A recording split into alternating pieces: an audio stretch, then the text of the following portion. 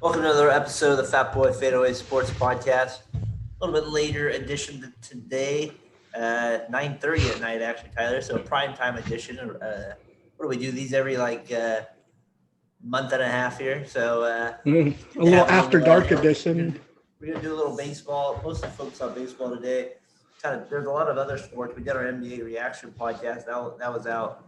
That's gonna be out earlier than this. So we're not going to do any NBA on this one, but so we'll do a little MLB here. A lot of other sports going on this weekend. A lot of other things in the world going on actually too. So first of all, how was your week this week? What's going on with you? It was very, very, very good. It was a very entertaining week in sports. A lot of things didn't go my way, the way I'd like them to go. Djokovic tied up Federer, who's my favorite tennis player, and Nadal, for that matter, who I think is your favorite tennis player, in career majors at 20, which is just astounding considering it was 14 by Pete Sampras before these three. So did he all went on their run at the same time? It's kind of just a crazy. Anna's dad, Mark, told me that he tied the record. Yeah, he's tied with Nadal and Federer at 20. And you said this you're the first one that said this about 4 years ago. You're like, I think he's better than the rest of them. So I guess if you look at it finals-wise, he is. I was telling Mark, because so my father-in-law, he's a really big tennis fan, and he was definitely, I think, rooting for the Italian today. What's the guy he played today? Parenti or something? I was rooting for him, too. He was pretty good. He is. He won the first set. He looked good in the first set, right? He's probably going to get a bunch of modeling. I did watch a little bit of the first set. Because you know me, I'm up early, so I watched the first set a little bit. But I was saying the thing we're talking a little tennis here. I think the thing that I find interesting with that rivalry is that Djokovic isn't going to have the same kind of like guy to go against like Federer had with like Nadal. Yeah, but they all won in the same time period, basically. But don't you think Djokovic is going to get like a little bit more? He's getting a little bit of a run where those guys more aren't there in their prime. Yeah, it's kind of like how Federer got a little run before Nadal was around. After Sampras was gone. Yeah, exactly. So tennis is always weird like that. A time period where you have a chance to win Joker is going to be going for a Grand Slam in the same calendar. I know. U.S. Open, he dominates hardcore. Yeah, especially that'll be more the Australian than U.S. But and then England hasn't won a European title since 1966 in soccer. Are you talking about soccer? Yeah. I didn't see the game, but Italy obviously they did win that though. They didn't win the Wimbledon. Who won? I said, well, Italy didn't win the Wimbledon, but they did win the Euro Cup. They won the more important thing. I didn't watch the game. Did you watch it? I watched it. Yeah, I watched it. It wasn't England very scored exciting early, game. was my understanding, right? Yeah, the second minute, the fastest goal in European Championship history. Who scored it? Sterling? Luke Shaw, a left wing back. Luke. And then when did Italy score? Heartbreaking fashion? In like the it was like a 61st minute on a corner. Bunch of craziness in the middle of send it in the mixer and see what happens. And that's what. And then look at the back of the net. What could they do to avoid so many PKs? I don't think you can. I mean, they added subs. There was 5 subs. It wasn't 3 this time like it normally is. So, yeah, to try and keep healthy. So England still hasn't won like a major cup in like what? Like isn't it like 30, 1966? Okay, so that still goes on. That's crazy. The funny part is like all of Europe is rooting against England. They all hate England. No wonder why. It's very because funny. They all dominated them for hundreds of years. Yeah, they enslaved them basically. Yeah, it's not a good reason they hate them. That's funny. I heard there was a lot of violence there too, or England trying to get in or something. Yeah, and then after the game, there was a bunch of racism because the 3 guys who missed PKs for England happened to all be darker skinned men who just were abused after the game with chants, and it's just sad. It's just a weird. It seems like that's even worse in Europe. Sad, disgusting thing. Maybe it's not. But it seems like sometimes it is worse in Europe. I mean, I don't know. Yeah, just like Ukraine, I know is really bad, but like I didn't know like London, it was just. Did you You watch? don't hear about that at the NFL, like fans chanting. Maybe you'll get one knucklehead, two, maybe 10. Yeah, Maybe I just don't hear it though. I don't know. It is what. Yeah. And Italy didn't even make the World Cup a couple of years ago. Yeah, the last one they weren't even in. It's funny how like these countries compared to the United States are just. It's kind of like basketball for them, right? Where they just have multiple endless amounts of. They have teams of players that are better than like ours. You know what I mean? Like if you just look at it, it's crazy. I did watch a little bit of the Argentina Brazil one a little bit the second half. That was kind of fun just because the guys are so fast on those teams. I mean, they're fast on these English, but yeah, they're little and they're quick. I watched more of that game because that was kind of how I picked it out. And it was just kind of they're dribbling, and Neymar, it was just special with some of his moves. And Argentina was just, I mean, they were harassing him. Let's just put it that way. They were assaulting him, basically. They were assaulting him. That's a nice way of putting it. So if you don't like soccer, then that's understandable. I don't always watch it either, but it is kind of fun sometimes when these big final games where you just know, like, you know, for their country, and especially for other countries, it means more than it does for us. Oh, so much. You kind of just enjoy the moment because you know their energy's high for those things. You know what I mean? So yeah. You brought up USA basketball real quick. What was your just a quick thought on what you thought of them losing to Nigeria? I didn't think it was a big deal. Just nothing. You don't think like why is Jamari Grant on the team? Why is Kevin Love on the team? I mean, it is a little bit different, but when you got guys that don't want to be on the team or something like that, and then you leave it to, you know, kind of cutting certain guys that are not way better than those guys. I don't think it's the worst move in the world. I mean, they're trying to build a team. And I'm okay with us kind of even being the underdog a little bit, even. And we shouldn't. Kevin Durant, so it should be. If we have Kevin Durant and Damian Lillard on the same team, we should be right there as good as any team in the league. Yeah, you'd expect to be. So I'm not too worried about it. I think they'll bounce back pretty easily. Actually, it's not worrisome. It's just bothersome that you're losing any games when you're. Like, I don't know. Like the competition around the world is getting better. Yeah, that's true. I mean, there was NBA players on the other team, but like it's just weird. It didn't happen. Speaking of not getting better, your boy McGregor, he hasn't won a fight now in 5 years. Good transition, buddy. Good transition. We're getting better. We are. It's sad. He's one of the most influential athletes, in my opinion, in the last 20 years, as far as what he's done for his sport, how he's grown it. And you just see people who just hate him, despise him, like are so happy that like they're like, yes, they're preying on his downfall.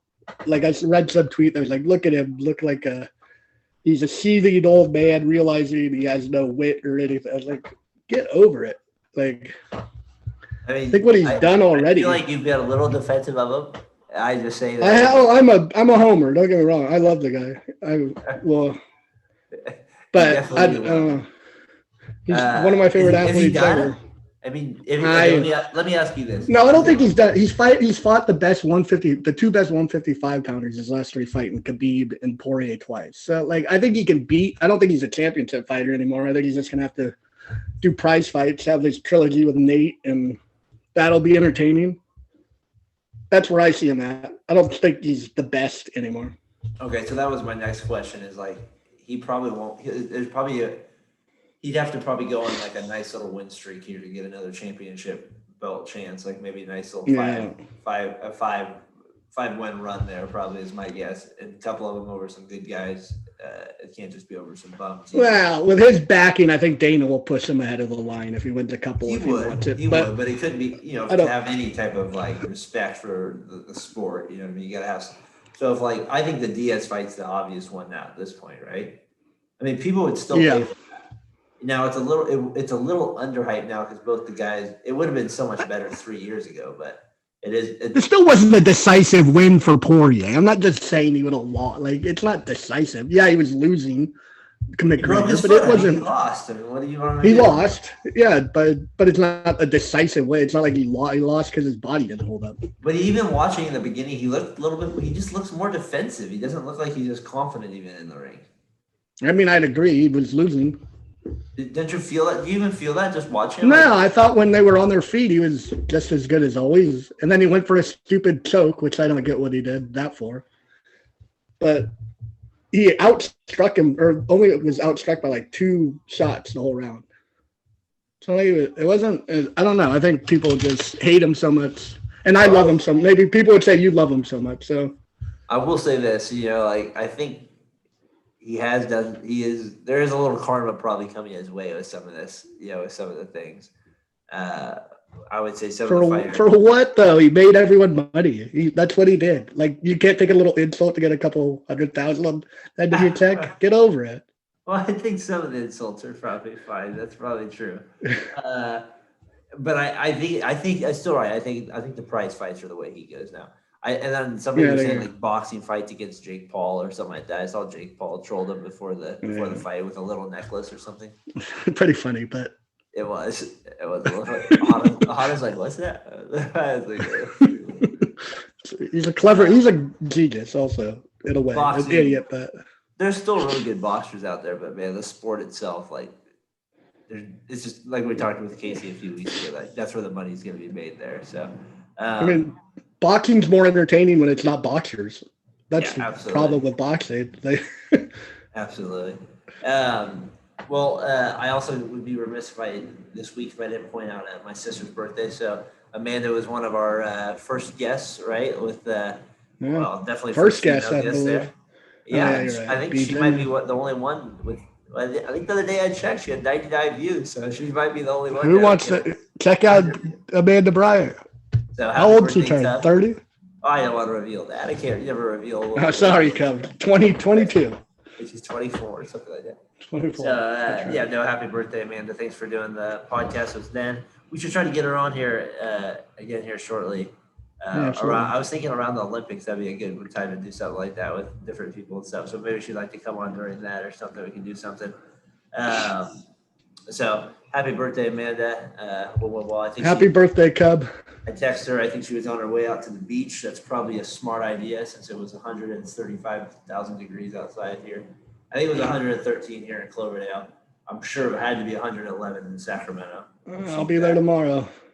So I don't know. That's the way it was. So happy birthday. Happy birthday, Cub. Can you hear me? Yeah. Okay. Last thing. Derek got golf lessons for the first time. Oh, nice. Where at? Windsor with that guy Damien. Oh. Okay. So it was kind of interesting. The coach was telling him something. I was like, oh, that's actually quite useful. You're like, let me listen in. I'm like over there standing behind. I'm like, he's like, all right, make the A. And then he's like, because he was just doing chippy with Derek, just trying to like get the stroke down. Like, you know what I mean? Like the basics. And so he's like, all right, put your hand right at the cup. And I was like, I need to do that more when I chip. Just put my hand follow through right at the cup. Right there, throw it at the cup. And so that was good there. So, did you see any improvement from Derek? Yeah, he's getting better. We should go out again to the fairgrounds here in a few weeks. The weather's 110 degrees. The fair's coming soon, so. Can I get your quick thoughts before we move on to Major League Baseball here? I know your dad's out there listening. You're a big Niners fan out there. Shanahan's kind of weird comments on Stafford. Anything from you, or is that anything? I don't know. It seemed a little. I'm going to play optimistically and say he's trying to put pressure on McVay to say, look at this quarterback he has. You think he's playing like mind games in that way? Yeah, put the pressure on them. They're the team to beat. Don't worry about our quarterbacks over here. Does it seem like a little weird that he would go and reveal all that stuff on the podcast, though? Yeah, it seems very strange. I don't know. Maybe he had a couple whiskey gingers. I don't know. A couple gingers, smoked a cigar. He's feeling a little too good in there. He was feeling the. Yeah, I don't know what it was. It doesn't seem like the Niner way of the last 5 years. What? They're like best friends or something, right? Too, or not best friends, but really good friends. Who? Shanahan, McVay. Yeah, they're close. They both came from Washington at one point. I don't know. I was talking with Brian a little bit earlier about it. He thought it was a little different too. I just think it's a little odd. So we'll keep an eye on that one. I just feel like Jimmy G's like that whole quarterback thing with the Niners is gonna be interesting. Hey, football 9 weeks away, Tyler. It's coming. That's insane. It's coming, my 2 months. friend. Podcast just about football. It's coming, my friend. The betting will increase at that point. Losing, I will lose every much, but it will still increase. All right, let's take a break here. We'll be back with MLB. Kind of our thoughts here on the first half as Major League Baseball heads into the All-Star break this week. And we'll be right back. All right, MLB here. Let's wrap up the first half here. A's, they finish out the season with the 2 wins against the Rangers. I'm a little excited because I think I didn't tell you earlier, but I get to do a little writing for Overtime Heroics, doing some opinion writing. Free shout out already for those guys. No, just kidding. I think it's a good little shout out because that's where they employed you. I'm proud of you. I'm glad you get to write. They gave me an opportunity, an opportunity to write, so it'll give me a chance to give my thoughts a little bit more on the A's there. So they finish up the season or the first half there, 12 games over, thanks to the Yankees blowing a 6-run lead or a 5-run lead there in the ninth inning against the Astros today. They're still 3.5 behind the Astros there, but I mean they're hanging in there. They're good. It just feels like their team isn't quite there yet, even though the record isn't horrible. It's a weird team to me. I don't feel unreal about it, even for that record. Maybe I'm just being my typical pessimistic self. But there's been other seasons where I felt better about the team and the way they're playing. But maybe that's a good thing. Maybe that's like all those previous years haven't worked out for you. So so maybe this is the type of season where it backfires a little bit. It's like well, Darren, their record's not even that bad. It's like, well, it's not, but they are in 5th place. They're behind the Astros. They show signs of still not hitting with runners in scoring position. And so that's kind of the bat. They still rely heavily on the long ball. So we'll see. I'll get to probably vent a little bit. We'll see what the guys think of my writing there and what the blog people of the A's think of me when I write that stuff. So hopefully I'm not too negative. I hope you offend them all and piss them all off. That's what I want to see out of you. You'll probably like them all. And that's the case. I'll have your back. All right, well, the Giants. Let's go with the Giants. We'll move through this with baseball. Giants, they finished up the first half sweeping the Nationals. I don't know. They're playing out of their mind. It still feels like they need a trade. I feel like at some point, wouldn't it be awesome? I don't think they would do this, but a Kimbrel would just be awesome for their back end right there. You have McGee as your perfect guy and Rogers as your 7th. A Kimbrel Chris Bryant package would just fix everything right up. Let's go to about now. I had it earlier, but we can talk about this with the Giants. Posey is the Cubs now. They kind of become a little interesting after that massive losing streak they had. 9 games plus, where now you have guys like Bryant and Kimbrel probably being traded. Rizzo, I don't know. We'll see. Maybe he goes too. Maybe somebody like Ian Happ goes. They have some other bullpen guys too. Baez, I think they still try to work something out with him long term. So I don't know. Now that they've lost, there's some interesting pieces. I think Kimbrel's actually an option for the A's possibly too. He's an option for anybody. Everybody can always use bullpen help. That's just always what people are trying to get and what people need. Can't have enough depth. But the A's need it more. I mean, that's a pretty general statement. I'm just saying, the Giants need it pretty bad. Well, exactly. So it's not I guess the Dodgers. I've heard the Dodgers are a favorite to get them. I guess if you're a rich team, you could go out and get the Dodgers are a favorite for everybody. So I'm not surprised that. Did you see Ohtani's bomb the other day? Yeah, just jacked. Is he the most intimidating hitter since Bonds? I don't know. I think it's a little early to say that, but he's definitely having the most intimidating first half in a while. I mean, he just hits absolute shots. He's so big, and everything he hits is a laser. It's like Bryce Harper said, laser show. He kind of reminds me of Fred McGriff in the box. Well, Fred stood so damn far away. I just felt like if you threw it on the outside corner, you'd be okay. But I know Fred and Frank Thomas is how the hell did they ever hit the ball? They're too far away from the home plate. And they always hit the ball. So I thought the other thing for baseball this week was obviously we got to touch on Acuna getting hurt. That's too bad. And of course it's against the Marlins.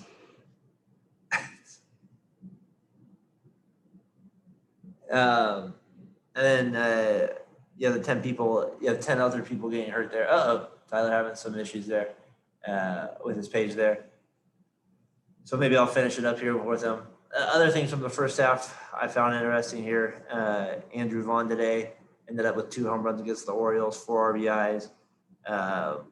Finished the first half with 9 home runs. So a good rookie first half. Hopefully he. I feel like he's due for a bigger second half. I have a feeling now with Roberts back for the White Sox, there's a good chance that Vaughn gets even more RBI opportunities, better pitches to hit. So I wouldn't be surprised if that's the case. Looks like Tyler's gone, by the way. He said his computer might die, so I'll finish it up here for us on the baseball segment here. To me, also the most interesting thing that we wanted to get into going into the All-Star break. Our most interesting team going into the All-Star break, I had the Blue Jays. I mean, they're the team that surprised me the most. In third place, 45-42, not unreal. Still 8 games back to the Red Sox, but a plus 72 differential. Their offense is legit. If they can get any pitching, they're probably a candidate to trade for some pitching as well. So I'd expect them to definitely get an upgrade. But their team, their offense, I knew it'd be good, but with Bichette really taking the next lead, Simeon, who killing the A's, obviously, getting rid of him. So he's having a good year, starting as shortstop or second baseman for the American League. So they're the team I find the most interesting going into the All-Star break and with the most potential going into the second half there. And I didn't even mention Guerrero Jr., who, if it wasn't for Ohtani, as Tyler said, he would be the MVP favorite there. Most disappointing team player, it got to be Luis Castillo from the Reds. Expected a lot more from him. He's had a horrible first half. And Matt Chapman, I had him winning the MVP for the A's. He's had a very disappointing first half. I definitely expected much more from him. Hopefully he'll be able to break out a little bit more in the second half here. But we'll see. For right now, he gets most disappointing player there. Most disappointing teams, Yankees, Cardinals, and then I can't throw the D-backs in there. The D-backs just I mean, you kind of expect it from them, but I mean, that is a pretty pathetic record. I mean, they're getting, when you're losing 22-1, I mean, what are we going to do? You can't be doing that. So then I think let's see what their record is actually right now. I got to see what their record is so I can get this straight. Their record right now is 26-66.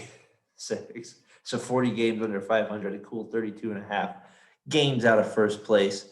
A minus 150 differential. They have 4-6 in their last 10. So something to be positive about there, for them moving forward. Just kidding. So those are the teams that are disappointing. Most surprising thing I saw this first half was it's the grip issue. I didn't expect that to take place.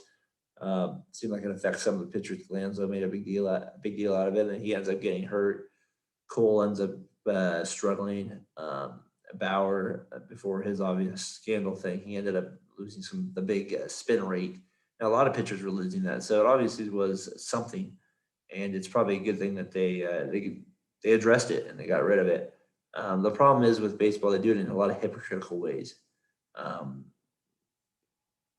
can you convince pitchers that they're getting suspended 10 games for using it when the Astros get no games for cheating? It doesn't make sense. So I think Manfred, as far as credibility, it's got to be in question. I mean, how can you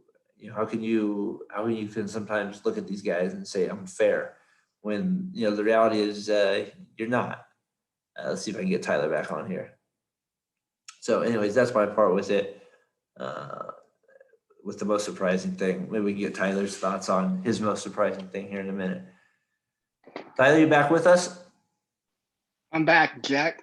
All right, you're back. Hey, I already gave my answers to a few of these questions here. Let me get yours here real quick. What's your most interesting team in the first half here in baseball? I said the Blue Jays for me. I feel like they have potential going in the second half.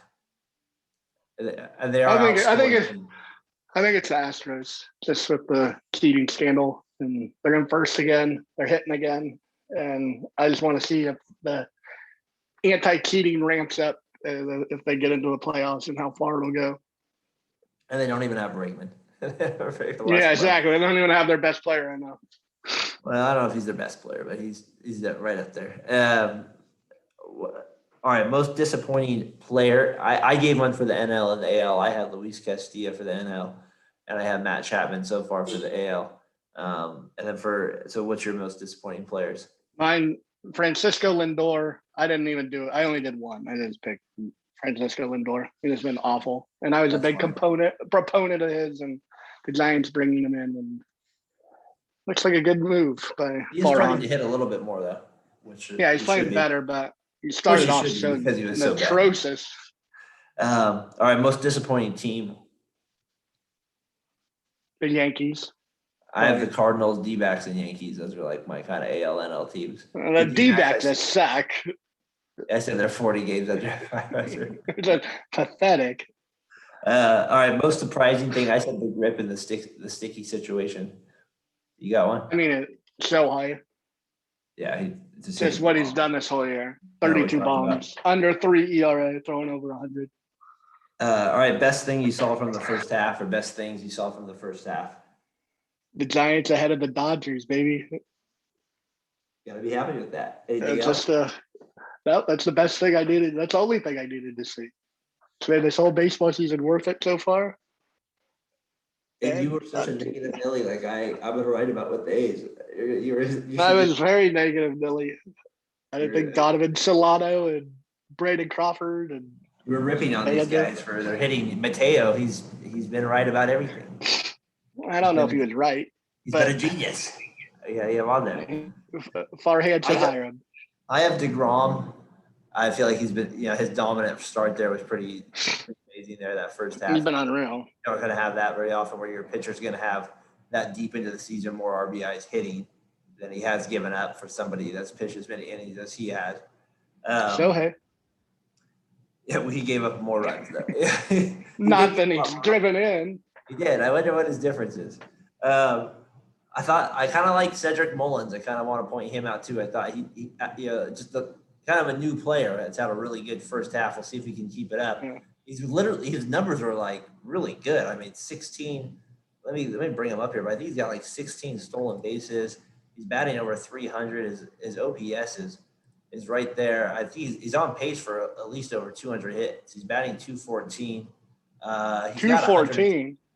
He's batting 314. And he already has 106 hits. So pretty impressive first half from him. So if you're not a baseball fan, check him out. He's pretty exciting to watch too for a bad team, anyways. Sounds like he's on your fantasy team. He is, but he's been good. And then Vaughn, I talked about him a little bit earlier with his big day today. If you're from, I saw he posted on Instagram. Yeah, if you're from, I posted on Twitter. If you're out there, if you live in this area, buy the T-shirt, go out to the A's game, sit in the bleachers. Let's sell it out when he comes out to here in September. Let's support him. Sonoma County zone. We don't get very many of them, so we should. If you get a chance, I'm gonna go with the boys. You should go too. That'd be fun. I'll try and get out there for sure. So yeah, that's keep an eye on him. He's been playing well. He hit a big home run today. He would have had the game-winning home run if it wasn't for big Liam blowing it. So thank you, Liam, for killing my face. Other thing with baseball, I got the Major League Draft today. I kind of like how the baseball's trying new things. They're trying to do the draft on a different day. I think the Rangers got the best player though. I think Leiter. They got Jack Leiter. Yeah, we've been talking about him since the beginning of the baseball season. So and then the Mets get the other guy from Vanderbilt. He slips a little bit. I liked who the A's picked. They re-picked Max Muncy. He has the same birthday as the original Max Muncy. He's just going for it again. I like the pick. They're like, damn it, we let him go the first time. We got to get him back. We got to get him back this time. Double up on the Max Muncy. I should do a little research on that and do maybe write an article. Yeah, that'd be a good story. What similarity does the Muncies have there? That we have going on. So I don't know. Those are the things I saw from baseball this week. It was good to see for your fantasy team. It was good to see Garrett Cole throw a good game finally. And they let him throw 126 pitches. Well, he wasn't getting roughed up, so. But I mean, still, they let him throw 126 pitches. That doesn't usually Oh, happen. he always throws a lot, I feel like. Well, this year he more hasn't than thrown most that many. pitchers. Oh, really? On the Astros, they let him go a little bit more, but on the Yankees, they've been a little bit more conservative. But he was like, "No, I'm not getting out of this game." And he threw 3 straight fastballs to Alvarez, and he just got 3 strikes. Yeah, and he was fired up. So that's when baseball's like on its best, like that, right? Like 1-run game, Alvarez versus Cole. That's good hitters, right? Good hitter versus good pitcher. So the second half should be good, man. Is there a division leader or a team you're kind of looking for? To make a move or fall off? I don't know. Just like, what is there, like, just give me a team that you're kind of like either surprised at, like we kind of talked about it, you're kind of expecting something from, or just, I don't know, just name a team out there that you're thinking about. I'm expecting the Dodgers and Padres to blaze by the Giants in a couple weeks. What do you think about the I mean, they have no pitching. They're 4 back of the Brewers. Gray's back. That's helping. Yeah. But the Brewers can't hit, so it's like 2 different. So I don't like either of those teams. I could see none of those other teams, Cubs, Pirates, and Cardinals. As long as the Brewers stay healthy, it's a good chance they avoid losing streaks, though, because their pitching staff's so good.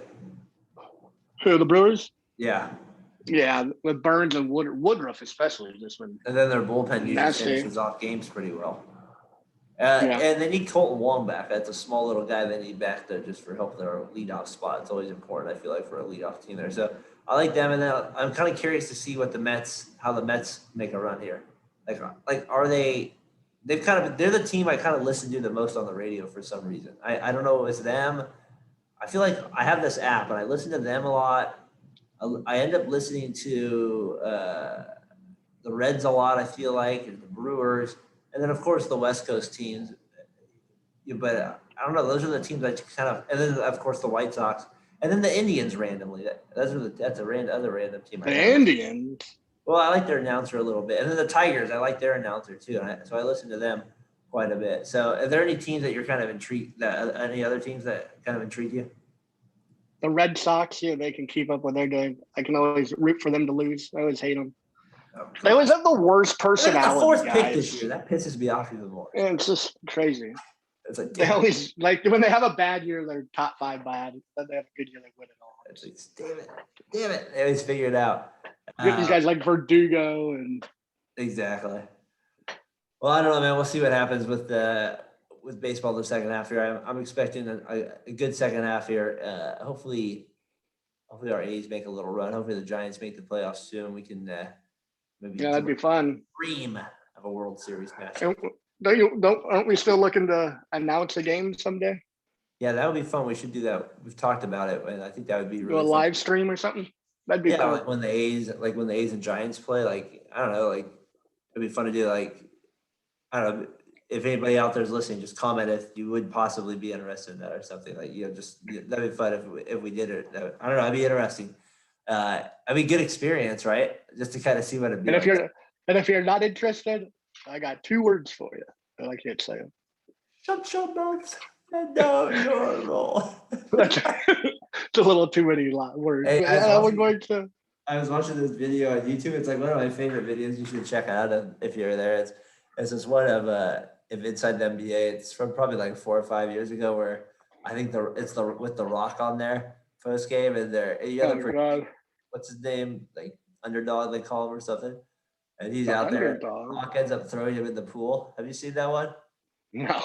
Oh, you should check it out. Right, Underdog throws him in the pool just the whole way. Like, the whole scene is just great. It's just one of the best things. So that's gold out there. Also, what's gold video-wise is that what I sent you Twitter-wise, is that lady hitting the golf ball, hitting the same lady. Just a slice into people. I love the reaction. Make her stop. Speaking of internet sensation, Make her have you seen that little Russian kid who's like 18, but he looks like he's 5 years old? Hasbullah. Well, that just sounds creepy to begin with. Oh, it's so weird. He's getting in fight. He's like wants to get in boxing and fight other guys like him. He hung out with Khabib. And he's just all over all social media right now. I don't know who he is. He's some Russian guy who looks like a 5-year-old, but he's 18. It's crazy how people get. It's crazy, these YouTube videos. You can get lost in them. Have you ever looked up naked yoga on YouTube? Don't do it. I've never Don't looked do up naked anything. Don't do it. Don't do it. Dare Don't do you. it. How dare you, industry? Get me in trouble. No, but there's all this like random stuff on there on YouTube. Like I always like I'll find like man jumps in the ocean and like comes next to a great white shark. I was like, I'll check that out. Yeah, did you see the guy like do a drop kick on a big ass shark? I didn't see that. There's But this video of this guy. There's like this shark under their boat, and this guy just drops off the boat and tries to like 2-foot kick him like through the water. I Like, don't know. you psychopath. I'll tell you this. You want to experience like real, this is what I always say. Like, and I'm not a Mother Nature person at all. I don't even like camping, but I'm also a realist. If you wanted to like kind of like just clear your mind and like get a real aspect of like just living, you know what I mean? Like How small you really are. you go out and you camp out in Mother Nature, like not just I'm not talking like your backyard. I'm saying you go out there, not with the bear, you have to be an idiot about it, but you go out, you go out in there and camp, but you have animals around there and you have to kind of be a little bit aware. Yeah, you're gonna feel pretty small real quick. And you know what I mean? Like your appreciation changes very quick. Especially if you run into one. Well, so especially if you run into one, then you're really messing around there. That's a big thing. So thankfully that's never happened to me. I did see a bear paw print when we were in what was that, Montana, Mom? You have to correct me on that. I think it was Montana or Wyoming. And I know my parents, we were hiking and we were with like this other family and we were like, it said, the signs say like you could see bears, and my parents were like, well, we'll just go in for a little bit. But then we saw a few prints and they're like, oh, all right, we'll head back. We'll head back. So, I don't know. We didn't do it. So it was good. So, all right. Well, good podcast. We'll have this out here. You got anything else, my friend? No, thanks for doing this. It's always fun. All right, man. Hopefully, be sure to check out some of the other podcasts that we like. I don't know podcast. Let's Be Real podcast. House of Hoops. Hang 'em Up Sports. There's a lot of good other podcasts out there. So we just try to support each other. So check them out. Where can they find your writing? Well, hopefully it'll be on Overtime Heroics, the baseball website. I'll put it out on our Twitter page, and we'll see what happens with it. It should be fun. I'm glad I got the opportunity to do it, and you got to do it for the Giants, or at least you can. Yeah, we'll say. Right. So yeah, it could be a segment. I critique your writing every week when you put one up. Exactly, you can, and then hopefully we can get Casey back out here. I know he had a lot going on this week, but we just Casey, we love you. Take care. Thinking about you. And the show is better with you on it, and so just remember that, and just take care of yourself. But when you're ready to come back on, me and Tyler are ready for it, and we can make fun of my writing. You guys can make fun of my writing together. All right. All right, man. Take it easy. Later. Have a good one. Thank you.